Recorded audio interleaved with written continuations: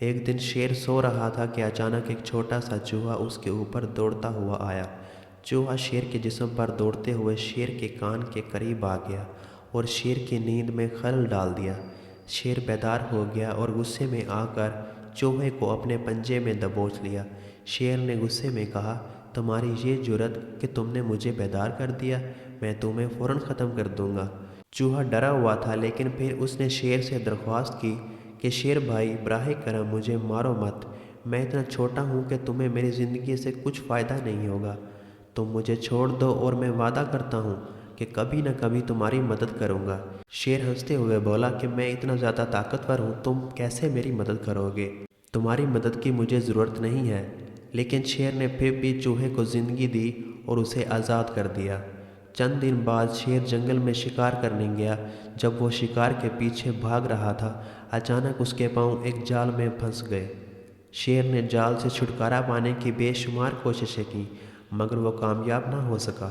شیر نے بہت زور سے دھاڑنا شروع کیا تاکہ کوئی اس کی مدد کرنے کے لیے آئے، مگر جنگل کے دوسرے جانور اس کی آواز سن کر ڈر کر دور بھاگ گئے۔ اتنے میں وہی چھوٹا چوہا شیر کی آواز سن کر وہاں پہنچا۔ چوہا شیر کے پاس آیا اور شیر کو اس کی گرفتاری سے آزاد کرنے کے لیے جال کے دھاگے کاٹنے لگا۔ چوہا چھوٹا تھا، لیکن اس کی تیز دانتوں سے جال کے دھاگے تیزی سے ٹوٹنے لگے۔ چند لمحوں میں شیر جال سے آزاد ہو گیا۔ شیر نے حیرت سے چوہے کو دیکھا اور کہا، میں نے کبھی نہیں سوچا تھا کہ تم میرے اتنے بڑے کام آؤ گے، تمہاری مدد نے مجھے بچا لیا۔ چوہا مسکرا کر بولا، میں نے وعدہ کیا تھا کہ میں تمہاری مدد کروں گا اور آج میں نے اپنا وعدہ پورا کر لیا۔